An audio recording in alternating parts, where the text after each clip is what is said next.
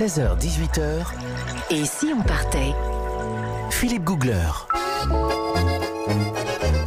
On est bien en Suisse, on y resterait bien encore un peu.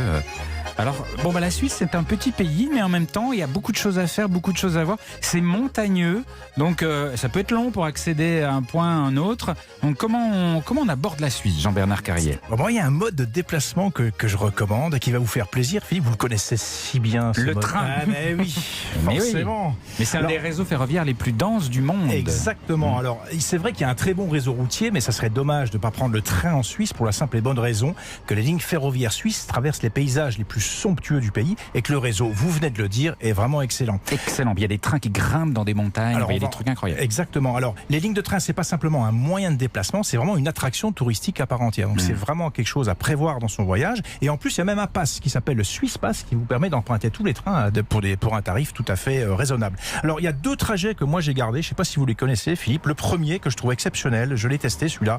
Ça s'appelle le Glacier Express. Excellent. Excellent choix, monsieur. Il est top celui-là. Un train mythique qui relie les deux stations de sport d'hiver les plus chics de Suisse, Zermatt et bien sûr Saint-Moritz au cœur des Alpes suisses.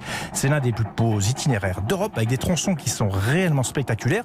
C'est 290 km, je vais me dire c'est pas beaucoup, mais ça se fait en 8 heures si on reste sur l'intégralité de... Bah oui, ça tourne. Alors attention les chiffres, 191 tunnels quand même, pour vous dire que c'est vraiment un défi technologique déjà dans sa construction. Les wagons sont panoramiques, y compris le toit, ce qui vous permet d'avoir des vues incomparables sur les montagnes, les parois, les lacs, les ravins et les vaches, évidemment. Ouais, mais alors quand on dit panoramique, c'est vraiment, vous avez l'impression d'être dans une bulle de verre. C'est une bulle de verre, voilà. Vous êtes comme dans une bulle de verre qui se déplace dans des paysages somptueux. C'est extraordinaire. C'est phénoménal. Ouais. Alors, une petite astuce quand même, réservez un siège côté sud pour avoir les plus belles vues de ces bulles. Un petit inconvénient quand même de ce train-là, c'est que pour les photographes dont je fais partie, les fenêtres ne s'ouvrent pas, donc c'est un petit peu embêtant. Donc l'astuce, c'est de prendre sur cette même ligne, quand on est photographe, un express régional qui fait exactement le même parcours, et là on peut ouvrir la fenêtre et faire plein de photos. Et puis ou de la vidéo.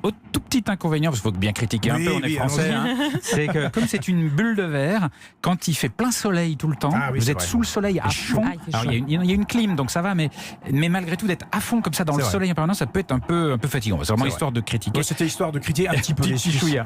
Mais et puis alors, un autre truc très rigolo, c'est que comme il y a des pentes, il y a des verres à vin qui ont le pied penché, parce que comme ça c'est génial. Comme ça le verre reste droit. Et quand vous buvez trop, c'est penché aussi.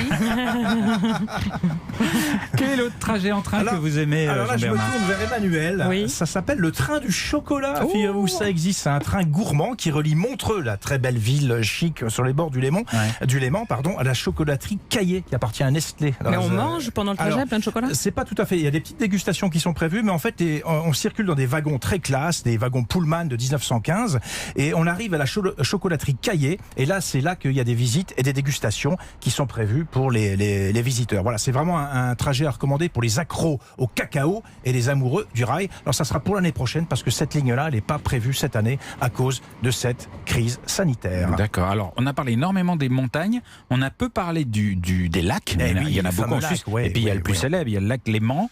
C'est pas celui-là que j'ai envie de mettre en avant. Ça vous étonne pas, j'ai besoin d'une pépite, vous savez. Il faut un truc un peu bleu, voilà.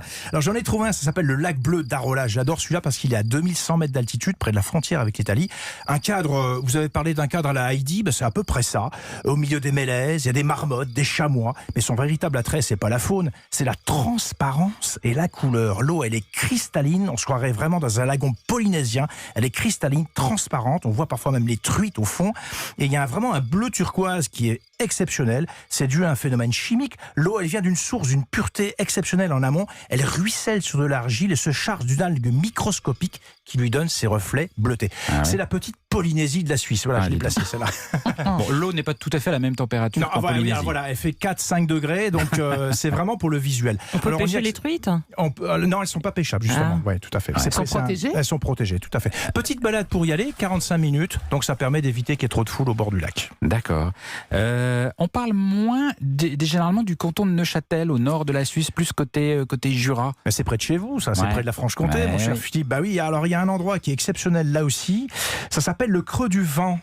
C'est pas une montagne, mais c'est une impressionnante paroi naturelle. Vous voyez le Grand Canyon aux États-Unis ? C'est l'équivalent, version suisse, en beaucoup plus petit. Je croyais que vous alliez dire en mieux. En plus petit. Ça aurait été plus juste. Donc en fait, c'est une immense vallée qui fait 1 kilomètre de long, des parois de 400 mètres de verticale. C'est vraiment impressionnant. Mais ce qui est encore plus dingue, c'est quand on arrive. On arrive sur le parking, vous laissez votre voiture et on marche 300 mètres sur un plateau. On se doute pas du tout du spectacle et on arrive sur le belvédère qui est aménagé. Et là, on découvre ce trou, c'est vraiment ce gouffre sous vos pieds. Ça, c'est vraiment impressionnant. Il y a un effet visuel garanti. J'adore cette sensation d'arriver sur ce creux du Van. Ouais. Et alors, côté ville ? Ah, côté ville.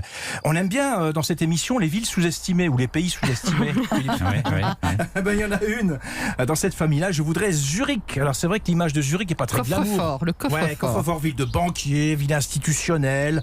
Bon, alors moi j'ai trouvé autre chose, c'est Zurich Ouest. C'est là que le côté arty, le côté branché de toute la Suisse s'exprime. C'est une ville le quartier Ouest est en pleine métamorphose. En fait, c'est d'anciens quartiers industriels qui sont en pleine réhabilitation. Ouais. Ça tranche complètement avec le reste de la Suisse et le reste de la ville. Quartier alternatif, bien sûr. Petite balade pédestre. On s'imprègne de cette ambiance décalée, insolite. Et puis on commence par la Freitag Tower. Un truc complètement bizarre. On se dit, mais c'est pas des Suisses qui ont fait ça, c'est pas possible, eux qui sont si ordonnés, si maniaques. C'est des conteneurs, 19 conteneurs, des conteneurs de port, portuaires, qui sont empilés. Ça fait 26 mètres de hauteur. Vous avez une super vue quand vous allez là-bas.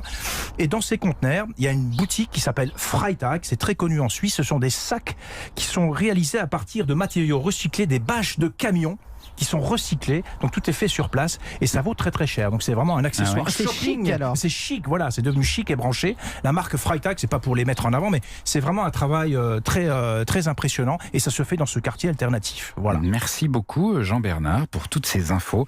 Vous êtes vraiment l'homme à emmener dans son sac en fait, parce que Je pèse un peu trop lourd. Vous avez les clés du monde entier.